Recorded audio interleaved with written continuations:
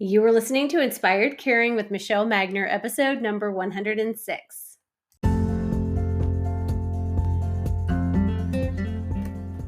Hello, welcome to Inspired Caring. I'm your host, Michelle Magner. If you are caring for an older family member, this is the podcast for you. Each week, I bring insight, tips, inspiration, and strategies to help you care for the people that you love without losing yourself along the way. Having cared for both of my grandmothers, I've helped manage everything from hospital stays, households full of belongings, to navigating senior living and end-of-life care.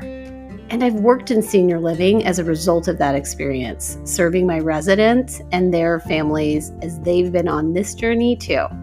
Thank you for joining me today, and I hope you enjoy this episode of Inspired Caring.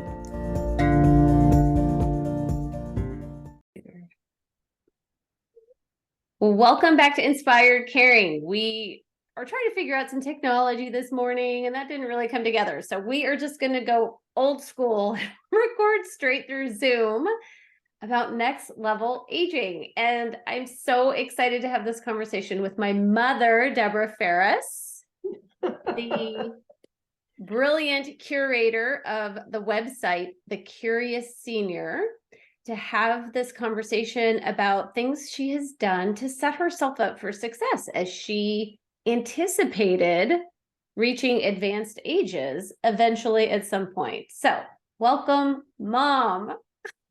I'm happy to be here. Finally. Finally. We worked this time out. We've been working on this for like a year or something. I think we have. Lots gone on, just like other families. So I'm really pandemics later. Yes, exactly. So I'm grateful that we're having this conversation. So it seems like there are a couple of aspects. One are some just realities and truths about next level aging. And then the other are how to set yourself up for success and really have better outcomes with next level aging. So I guess maybe just backing up, what does next level aging mean to you? Like, I have an idea of what it means to me, but I'm curious, just what does that mean when you hear that? I got to the next level of aging when my daughter Michelle said to me, "So you refer to yourself as an old lady. Do you think of yourself as being old?" And I'm like, "Yeah, because you better do it. You better think of yourself as old because things are happening and you have to deal with them." So that's sort of what I mean. You know, when you're 50, you think, wow, look at this. I got a makeover. I got my colors done. I look fabulous. Yeah. And I got this whole future ahead of me. You know, I'm an adult now and off we go. You hit 60 and you're like, wow, I'm this far from having my own life, my life to myself, where I don't have to report to anybody. I don't have to show up any place in particular on any given day, every day. Don't have to deal with those pesky bosses. Mm-hmm. So you're pretty excited about your future. Mm-hmm. So then you get to be 70 and you're feeling pretty good. Mm-hmm. And people are like, your doctor, he says, I have another patient that's your age and you guys are 20 years apart. Wow. You're 20 years younger and she's 20 years older. Wow. I mean, you're 10 years younger and she's 10 years older. You're both a certain age, but biologically, somehow or other, you are in different leagues. You're right. Like different brackets. I think of her as 80. I think of you as being 60. Yes. And so, you know, at one point he was suggesting that I get a certain test. I don't even remember what it was. And I said, well, that test is supposed to be given to people under 65. And he's like, well, yeah, I known that. How old are you I at was this time? at least 70. I was at least 70. Uh-huh. And it's right there in his record. He's looking at his record. So Right. I said, yeah, that's not me. And I would love to have the test. It was for when they came out with basically a cure for hepatitis Oh, C. right. Yeah. Yes. And they said basically what we want to pick up are the people, mostly baby boomers, that were out there messing around and Mm-hmm. doing drugs and all that kind of stuff. And we want to see how many of them are infected with hepatitis C and get that fixed. Mm-hmm. And among his client group, I think he had 2 people Mm-hmm.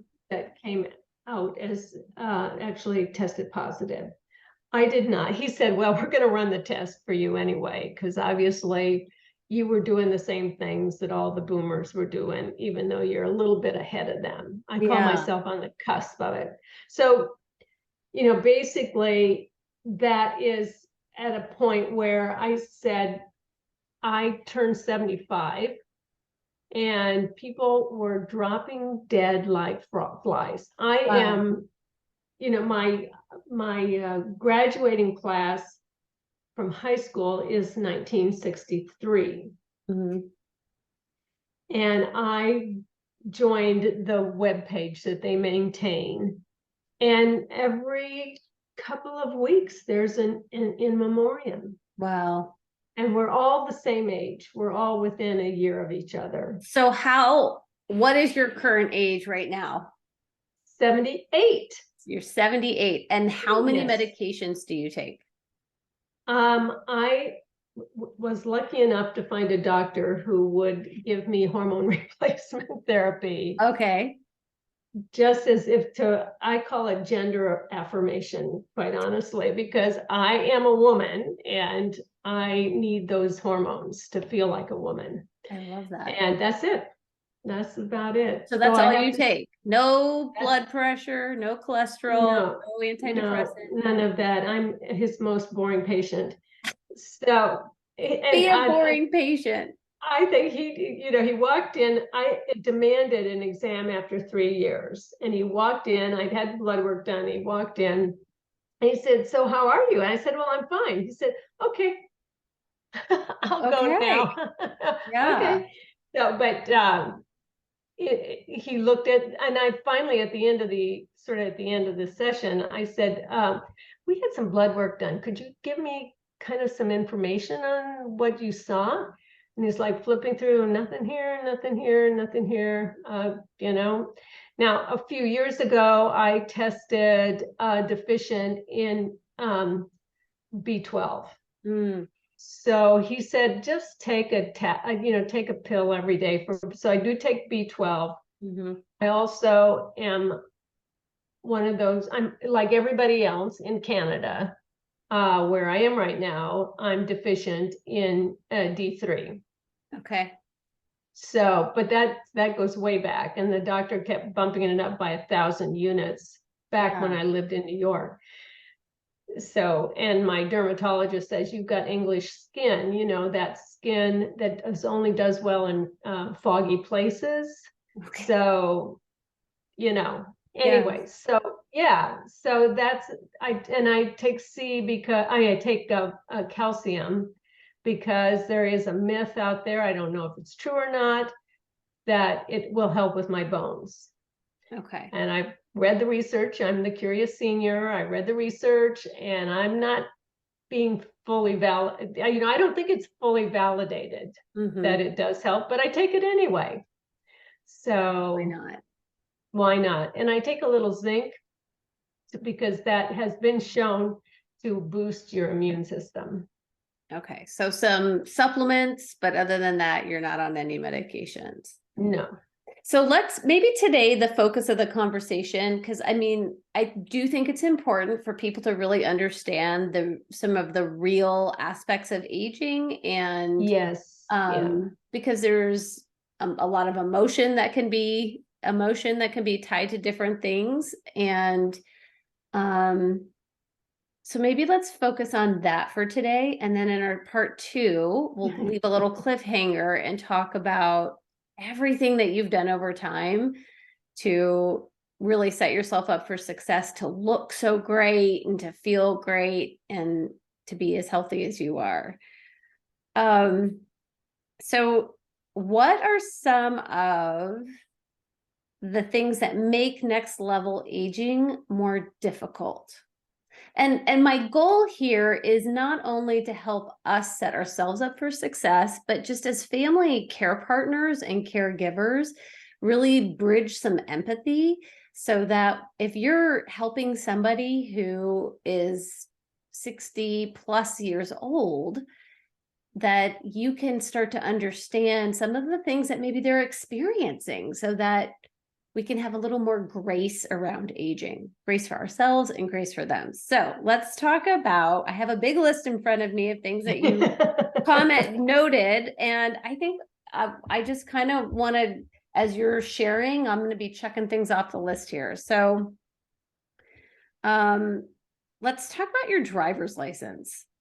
What does that look like when you get older? Well, the last time I renewed my driver's license, it was until I turned 78, which has happened yesterday or 2 weeks ago or whatever. Right. And I'm like, well, that's good. It's for 4 years, no big deal. So I was 74, got it renewed, 78. I thought that was pretty good. Then I started reading up on 80-year-olds. And I thought, I'm not 80. But I started looking at it and I'm like, oh my God, they're only going to renew my license for 2 years. Oh, yeah. So I got the license renewed. I made myself up and went in and got a really nice picture taken, by the way. yeah. And they said, here's your 2-year driver's license.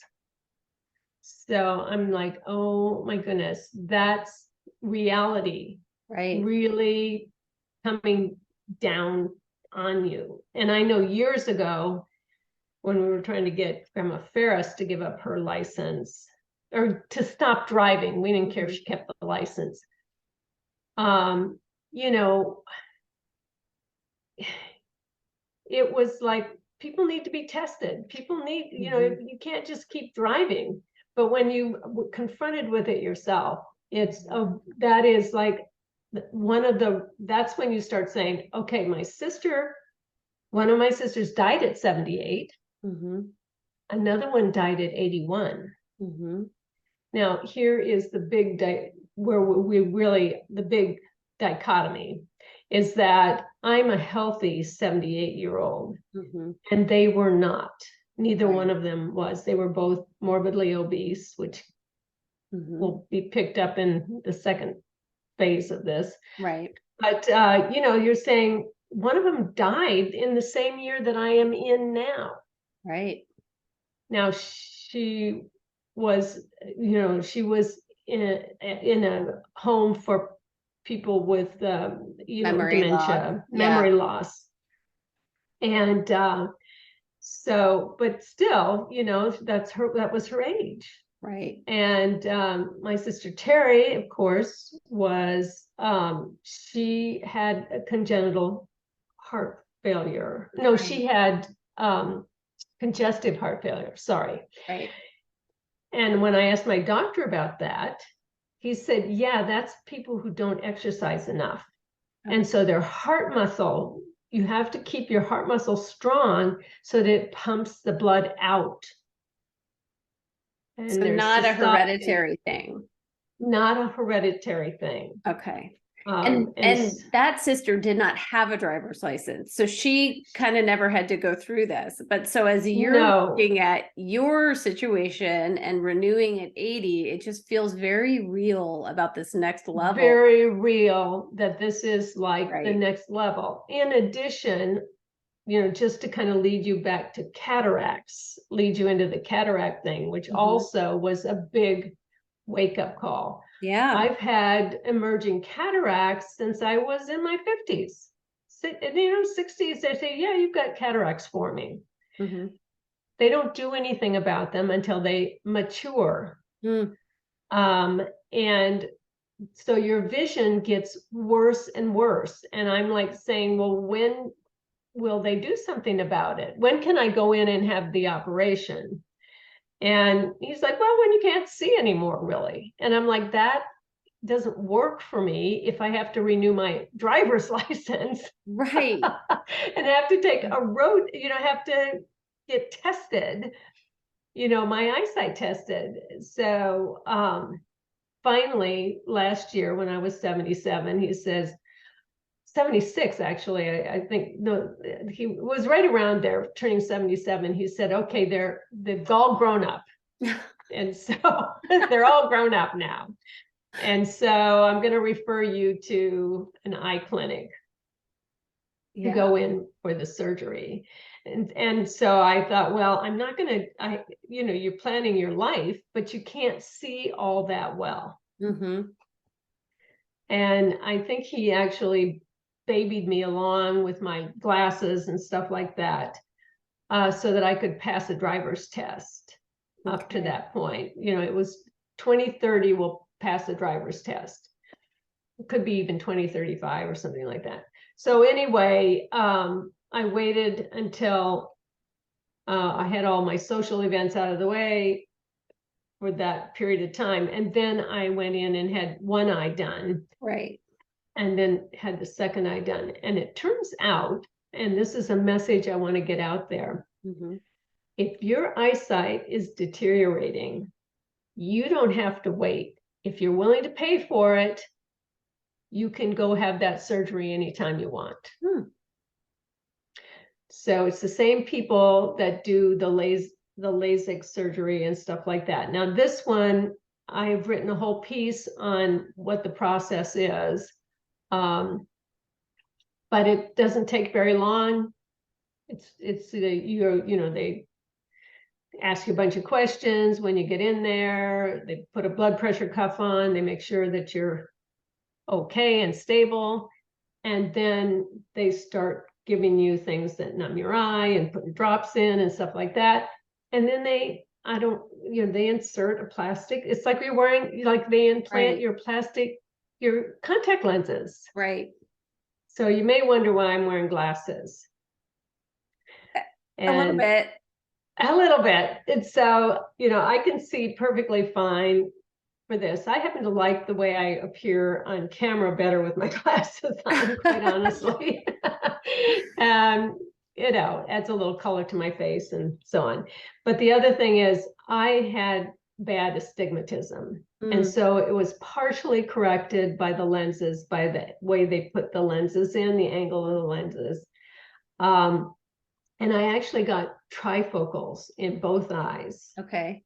And they do work together pretty well for reading and so on, where most people, when they have the cataract surgery, they can't see when they're trying to read. They have to, that's why you see at the dinner table, people passing around a pair of reading glasses. Right, yes. I don't have to do that. I just have to get a decent light on the thing and I can read very well. But there is a certain amount of strain reading like a book or something like that. Right. So I like to wear the glasses, and these are also have a blue light filter in them. Okay. So for the TV screen and for the computer. So there you have it. So it sounds like you feel like it's fair to have to take a test at age 80 for driving. I do, yes. Yeah. I mean, and also, in like the state of California, for example, because I looked into what it would take to get a driver's license there. And you have to pass the written test as well as the driving test. Yeah. So, because my sister, Sarah Jo, who had the dementia, her husband wanted her to get her license. And so he kept trying to get her to pass the test, but she never could because of the dementia. Now she was a brilliant valedictorian of her class and all that. But, I understand people age in different ways. Absolutely. And so it's fair enough. It's just scary when you're confronted with it. Yeah. Yeah. What about bunions? Oh, because this is next level aging, right? So, yeah. And I know in my peer group, there are 50-year-olds that have bunions too. So just your experience with them. We don't need to go into details about procedures, but just what, So yeah, how I did mean, you, that's a whole different thing, but I did want to mention the bunions because we wear shoes and we walk around New York City in shoes that are not appropriate for walking. You'll notice that your sister, her feet are perfectly shaped. Mm-hmm. And I haven't looked at your feet. I just happen to notice hers because she wears flip-flops all the time. And it's California, so I'm not watching her in her hiking boots. Right. The way with you, we look at hiking boots. But anyway, her feet are perfectly shaped, and she's 47. So I started noticing them. Well, in New York, I was wearing heels. I was going into the office every day, and a lot of walking. I couldn't somehow coordinate my walking shoes with as much walking as I did in New York, and eventually developed bunions on both feet. But also I got now I'm probably wrong. I've got the medical thing written down someplace, but I developed a spur in the joint on one of the feet, in addition to the bunion. So And does that so make it painful to walk? well, it makes it painful to put shoes on, It makes it among other painful to put things. shoes on. Okay. Yeah. And the other thing is orthotics aren't mentioned on this list, but it's like I went out for a period of time without wearing high heels, and I was trying to put them on for a business meeting one time. And this is when I was much younger. And I I couldn't walk in the high heels. And so I went to see a podiatrist and got my first set of orthotics. And that has made an enormous difference. I put them in my sports shoes. I put them in my hiking shoes. I have them, and that pushes that arch up and takes some of the pressure off. Yeah. And so that also does help with not having anything done with the bunions. But I do encourage people, when you get to my age, you want your feet to be fully functional. You need it for balance. Okay. So, I went in and got the first one done. It didn't look as bad, but it had that little bone spur or whatever it's medically called in the joint. So anytime I put shoes on, it pressed the shoe pressed on the foot and caused severe pain. Yeah. So that was good. And I almost didn't have the second one done. But on that one, my big toe was kind of leaning over into my other toes. And I really didn't like the way it looked. So I would almost call that one cosmetic because, I wasn't in a lot of pain with that one. But I decided to go ahead and do it so that I could wear my sandals and not get annoyed every time I look down at my foot. And And you then, did this at 72? yes, And would you recommend people, like, if they have those? earlier, as Okay. early as they'll take you, Okay. and then treat your feet with care and respect. Because I have a friend who's at least 10 years younger than I am, maybe more, probably more. And they wouldn't do it when the bunion was small, and now it's big. And I don't know, it's just like it's gotten to be a whole big deal. And now she has to go to a hospital to have it done. And she's got other problems.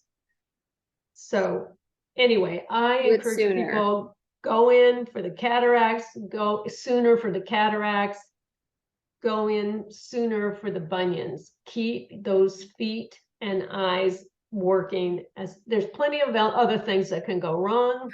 These, don't worry about it. There's plenty to go around. Do this when you can. That would be my best advice. And what about just your general strength? Now that is something that has really creeped up on me, and it was like so interesting. Because I do work out with the trainer, and we use weights and all this kind of stuff. And I'm on the treadmill every day. I walk a certain amount, and so I'm get my heart rate up, keep that blood flowing and all that kind of stuff. But I just noticed that, like, one of the interesting things is I went to like push open a very heavy door to get into the garage in our building, and nothing budged.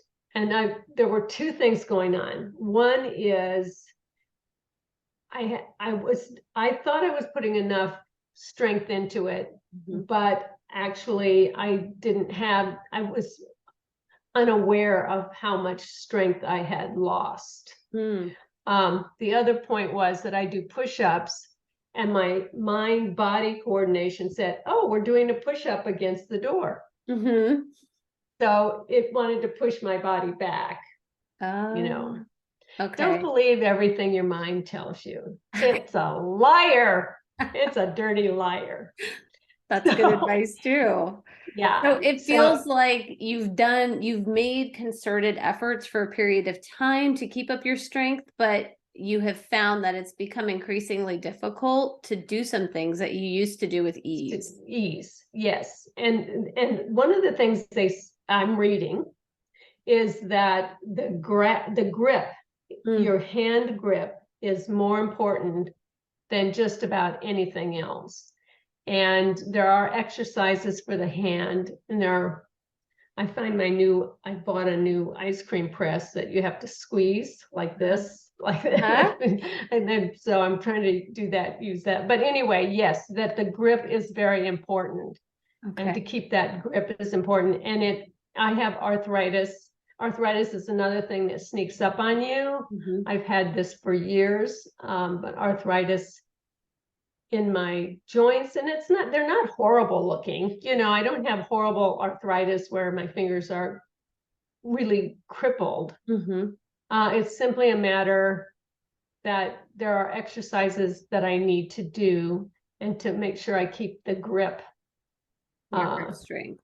Deep grip strength. And I'm thinking even for someone like a stress ball would be something. Absolutely. 100%. Yeah, I need to get some of those things. I used to have this putty, but I had it for so many years, I thought it must be totally infected by the time I threw it away. And that I had something going on with my hands, and I was given this, they did physical therapy on my hands, and they gave me this thing that you squeezed, this string of stuff. You went up and down and squeezed it, and to increase, basically your flexibility and your strength. Yeah. So when you are observing that is increasingly challenging, like moving furniture, or, how are you feeling? Like, what are the thoughts that are going through your mind? Well, it's like, holy cow, I'm not that old, Right. I mean, it's like, that's what your mind is telling you, that,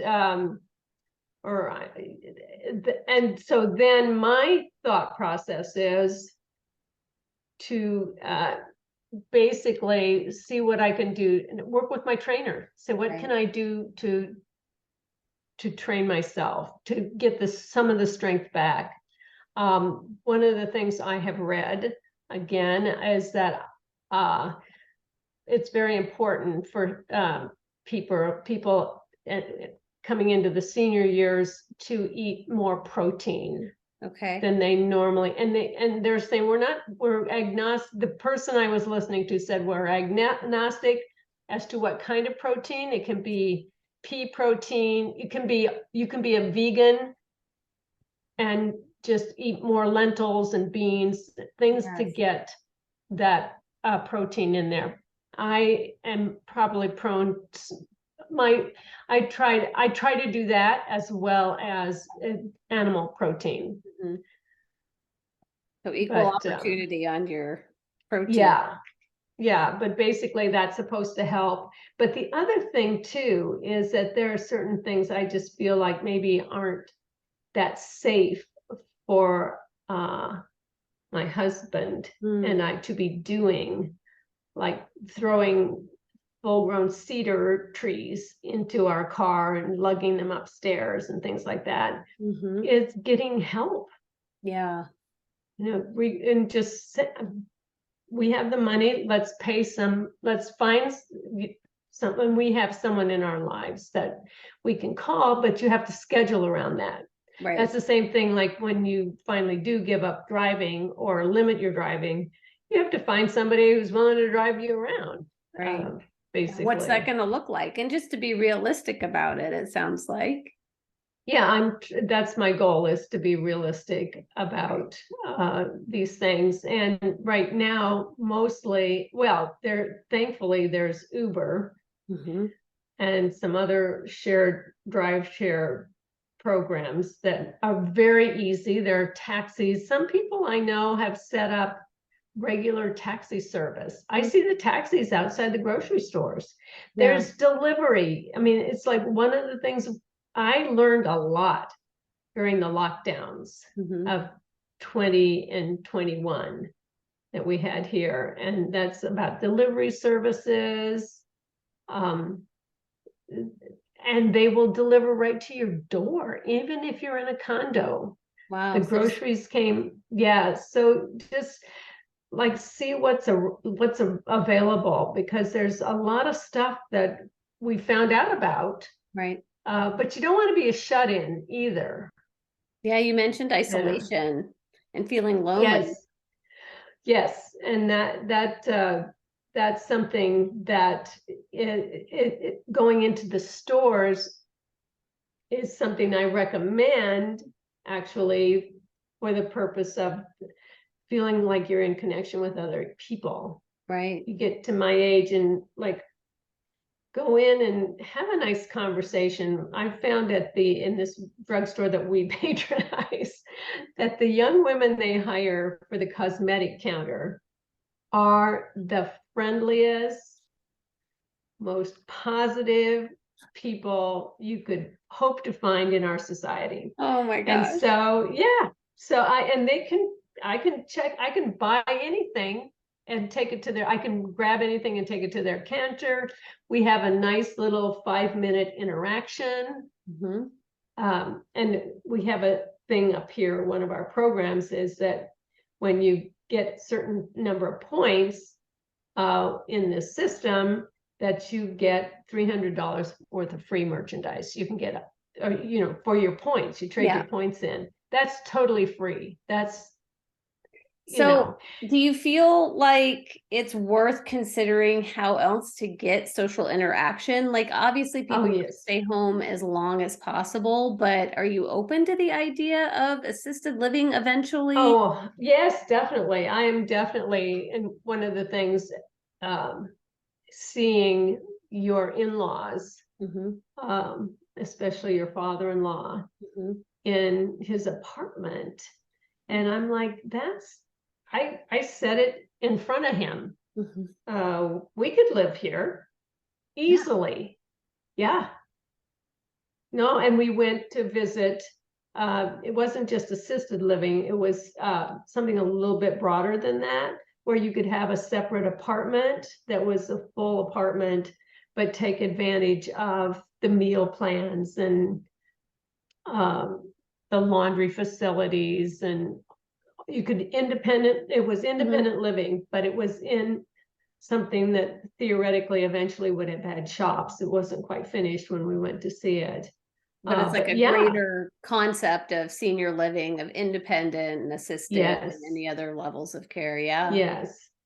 And so that is definitely appealing to me. Obviously, we've discussed this. I don't want to do that in Canada. And I'm not, I think people are torn the government is torn because it's cheaper for people to stay in their own homes and have visiting people come in. Yeah. Which is a great option too. It's sort of like depending on where people are at, but just as we're thinking about ourselves and that next level of aging, it's that planning and just thinking ahead a little bit, because you don't quite feel a chronological age, but you have recognized that, okay, wait a minute, Maybe I am identifying as an older woman. Well, it's interesting because my friend Peggy Mm-hmm. used to do a lot of things with a woman that was, she died at 57, sadly. But at the time when she was 57, she was hanging out with a woman who was turning 80. And they were very good friends. They'd go to opera and ballet together, and they socialized a lot. And she had signed up for this one housing situation, but she had to move in when she was 80. Mm-hmm. And when she got to 80, she was like, she didn't want to give it up because she knew what was coming, but she Right. was completely independent, completely, so she did move in because Yeah. otherwise she would have lost Lost the her spot. possibility of, Yeah. yeah, lost her spot. I mean, most important to me is right now, there's a lot of driving involved. And, I would like to be in a place where I can walk Yeah. apartment Yeah. for basically everything I want to do. So taking your That's not, environment into account yes, is just important. And you yeah, mentioned super briefly Peggy, and that's something else that happens with this next level of aging is family and friends are dying. And you mentioned the dying, high yes. school cohort. Just what are Well, your and thoughts on that? yes, well, that is, I mean, and make younger friends. That's my, start making younger friends. Because my younger friends I have quite a few younger friends. My older friends have actually, sadly, passed away, most of them. I Mhm. don't have anybody in my age group, I don't think, Mm, at this point. And all of my friends are at least 10 years younger. yeah, no, that's really Um, solid. And really just putting yourself in environments where you're can curate that and foster it. yes, and yes, so I'm actually kind of a shy person. Mm, And most of my close friends have approached me and said, let's be friends. mhm. And one of them was my friend who is now a friend, but at the time, my cats knew her much better than I did because she would come in and take care of the cats, so I was never there.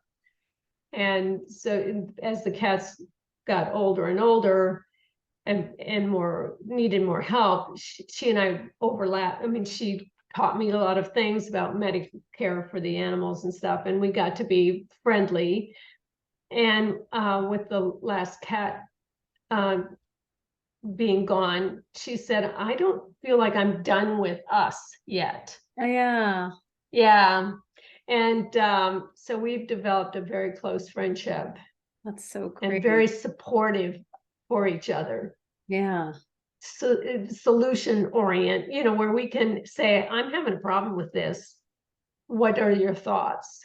Which is so beautiful because so often we get into these habits of just complaining. It's like you get together, and I feel like so often what I hear is like a medical report Right. of, hey, how's it going? Which is a very dangerous question. Question. But I mean, I'm sort of starting to notice it in my peer group. I'm certainly noticing it Yeah. with the aunts and uncles and family members. Just, well, so anyway, just your thoughts on that, just how Yeah. you're Well, thinking about this. Yeah. yeah. And so I think it's interesting. You know about my friend um, that is the first book review I got was Yes. Yes. from this friend who is 77 and he has no family and he has extremely few friends. He's, Hmm. he, anyway, it's, you can see it's very hard. I mean, and he's social. He was trying to find people to socialize with, and it's hard. Yeah. It's very hard, and I see how hard it is. I mean, we live very far apart, so otherwise we would see each other more often and could support each other better. But yeah, I mean, it's just, and that is another reason about the assisted living, or, is that basically, it's having other people around who can help Right. is a big reason to do it. I mean, Well, as you know, one of the things I did that very well is that I took out long-term care insurance when it was available, mhm, and where it basically increased mhm. every year. And so I feel like if I physically need to go in, that it will be available. Right. Well, and you So mentioned geography. And so, even for people that do have children, like you're in Canada, I'm in yes, Nebraska, Rachel's in California. And so often for the children, it's incredibly stressful to have parents who are not willing to move, who are yeah, refusing to leave their homes and not yeah, move closer to the children. And so we're watching this next level aging occur yes, yeah, and are fearful. yes, So I yeah. guess just your thoughts or advice to the other parents just on strategy and I think one of the thoughts. things that you and your sister asked me to do, and that we will again go over at some point, Mhm. again, um, you I don't think you asked me to do this, but I ended up writing out, because I'm who I am. I Mhm. ended up writing out different scenarios. If it looks like this, then this is what I'm thinking I'm gonna do. If Right, I if I lose my mind entirely, it's in my prenup, because I married this husband when I was 65. right. It's like it says in there, if I can't remember who he is to divorce me, and you girls are to come pick me up. Ship me back to my kids. Come. Ship me back to my kids. The money's there. It's Right, all set up. Ship me back to my kids. It's right right. there in the prenup. I'm so excited to record that episode because I think that preparation and thought work and planning that you did is going to help so many people. So there's a little teaser for another episode with my mom. Yes.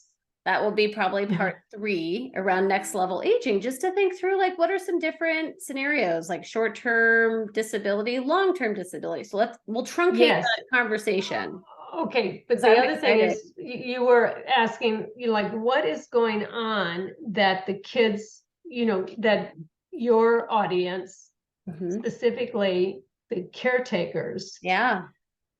and caregivers, need to be aware of and be on the lookout for, is that we're like, sometimes we're in overwhelm.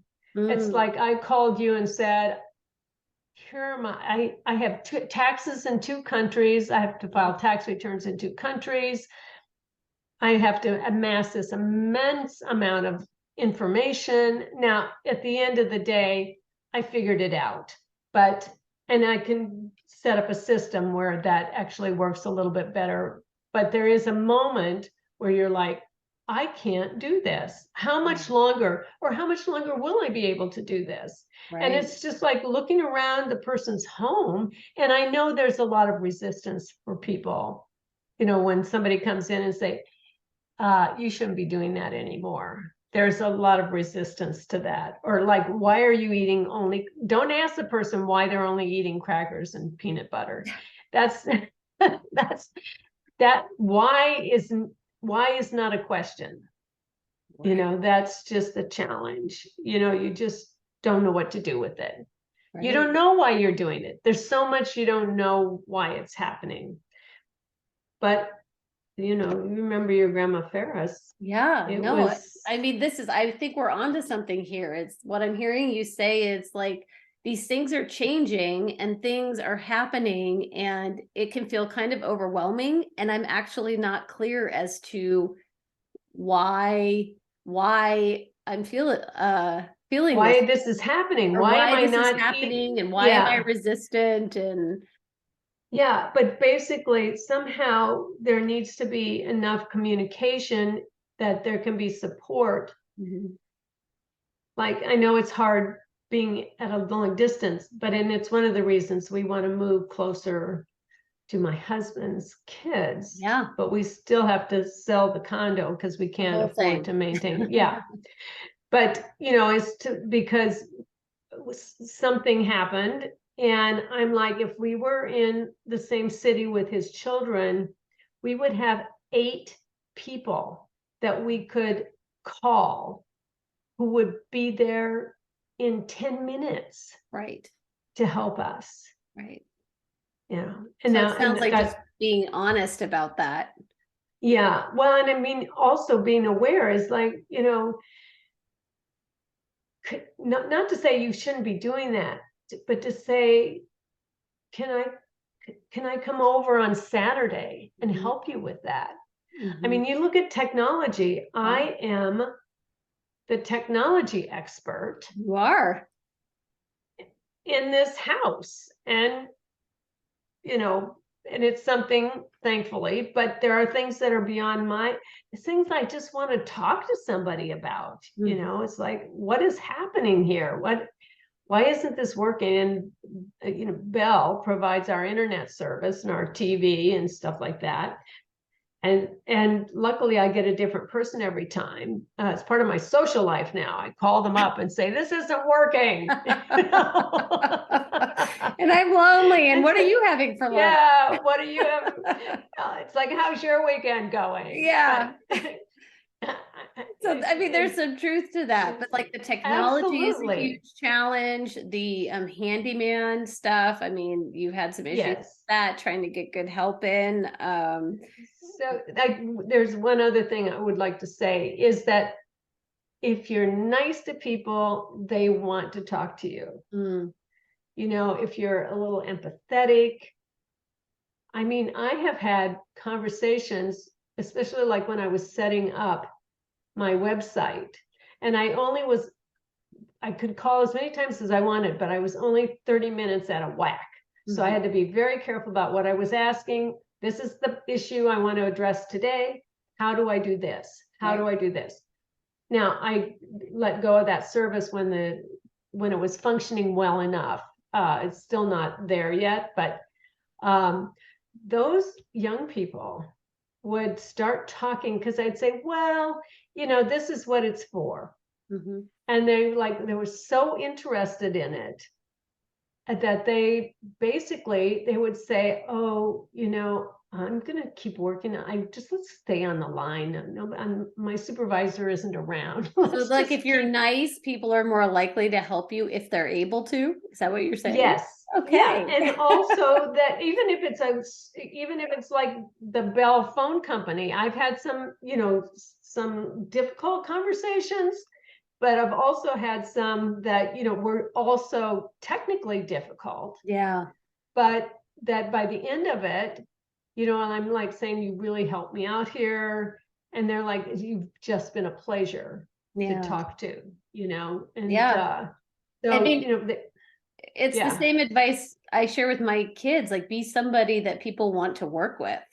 Yes, So be kind. exactly. Like we could Yeah. still be kind. Yeah. Well, And it's easy to get crabby when you get old, but you don't have to do a meditation if you want to. oh, this is a great segue. So we're wrapping up, and I would love for you to share just final thoughts and words to your peer group, like people who Yes. are stepping into this next level of aging. And then I would love for you to share thoughts and words to my peer group, right? The kids, the people who are trying to help. Help. Right. So just thinking about your own peer group, what would you like to share with them? So one of the most important things that I did was to get into very short meditations every day on gratitude, anxiety, sort of like living in the moment. Mm, Because is one of my favorite people to quote, Thich Nhat Hanh says, you can only live in this moment. mm, You can't live in the past and you can't live in the future. So when you wake up in the morning, this is your moment. Right. Just stick with that. I mean, and save a good worry for something you can fix. It's like, so and if you start getting stressed out, check out some of these meditations. I'm especially fond of meditation, which is loving kindness. Mm-hmm. Yeah. And you And and your so, husband have been doing. yes, we do it as a hug, because one of the things we lack, and this is the isolation thing, physical contact Yeah. for seniors. And luckily, I have someone around who likes to hug. Yeah. It shouldn't be more than 30 seconds, folks, because people get impatient.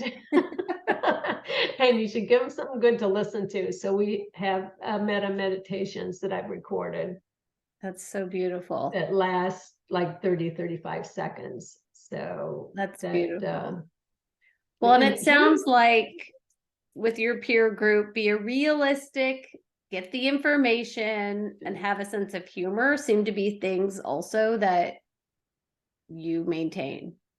yes, absolutely. And, try to be patient with yourself and with other people too. It's just like, it's so easy to get thrown off your game and to get upset. And it's just like, take a deep breath and let the moment pass.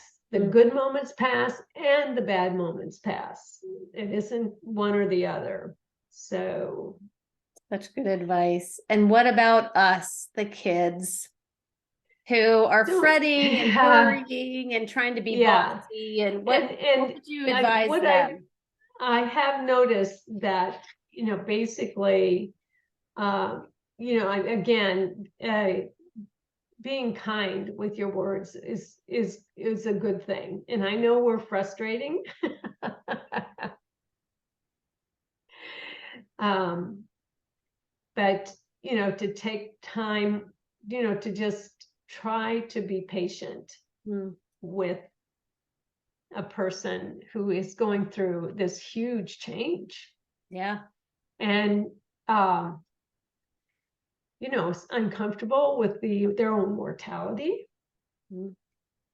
So try not to sweat the small stuff when we, get a little frustrating. Yeah. Because we think something is more important than maybe it is.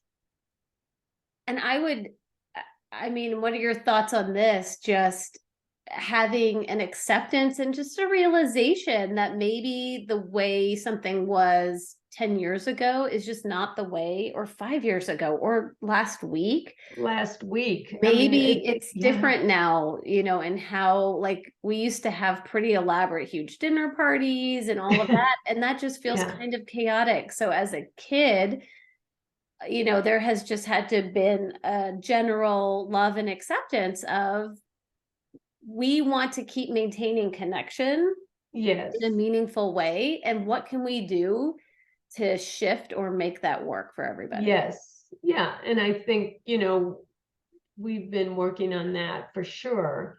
Like ordering in food and supplementing. But it also, just, I mean, it's just like a lot of times the parent doesn't really know what their limitations are. What was that book? It was Still somebody, Here, Still Alice, still Alice. I think that's a really good book to think about and revisit. Yeah. Where basically she, she got frustrated with herself, and she needed help from her children to kind of step away from. Yeah, maybe if the kids are just able to have a general sense of awareness, and not even present it as like, well, we need to change this or have a big conversation about it, but just to offer a different option as a suggestion, like, get takeout on the second night or whatever. Yeah. And it's like a win-win because you're mixing it up, Yeah, I you mean, it's know. like collaborative. I mean, Yes. it's like more collaborative Right. than, I think when I think back on my sisters and my mom, Mm-hmm. um, they could not accept her where she was. Mm, You may recall this mm-hmm. because you're the one that was doing the caretaking. Mm-hmm. But my sisters could not find a way to actually um, be with her because because she wasn't the way they wanted they way they remembered her, Right. and it wasn't helpful. It Right. wasn't helpful to her, and it certainly was devastating for them. Right. Yeah. And the way that we proceeded was people just did what they felt like they could do when they felt like they Yes. could do it. Well, that was what And we encouraged them to do, yes, is to just, and when you come into her presence, don't feel like you have to stay a long time, right. um, but meet her where she is. Hmm. And they were having a hard time doing that, and a lot of people do. They remember who their parent was, Right. a strong person, Bossy. bossy, made decisions. Mom's not going to like that. And I'm like, mom is not aware of, Right. you know, And just for the sibling peer group to understand that not everybody, like you did such a beautiful job with your sisters of not being angry with them, not judging no, them, none no. of that. It was, Everybody has their own, I mean, like I could see it, I could be there with her, and it was fine, but I also uh, didn't feel like I had to spend a long time at it, right. a long time each time. Right. And just No that quick visit one or little, yeah, that one little story about taking my sister and the dog out to visit Grandma Ferris. And within 5 minutes, Grandma Ferris was asleep, my sister was asleep, and the dog was asleep. you're like, It took us 45 minutes to get there. And I'm like, I woke everybody up and say, okay, time to go. They didn't even know how long they had. no anger, no judgment, No, just no like it's frustration. time to go. I'm like starting a conversation, and I noticed that no one's listening. And I'm like, okay, time to go. Yeah.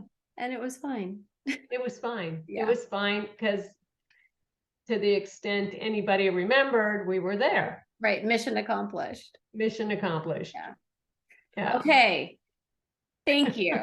This is so good. And we have so many more conversations to record, and I'm so excited about them. So we're going to talk about next time the prep work that you put in to really be in such a great place and Oh, great yes. condition and shape Yeah. and all of Yeah. that. So I love you, Mom.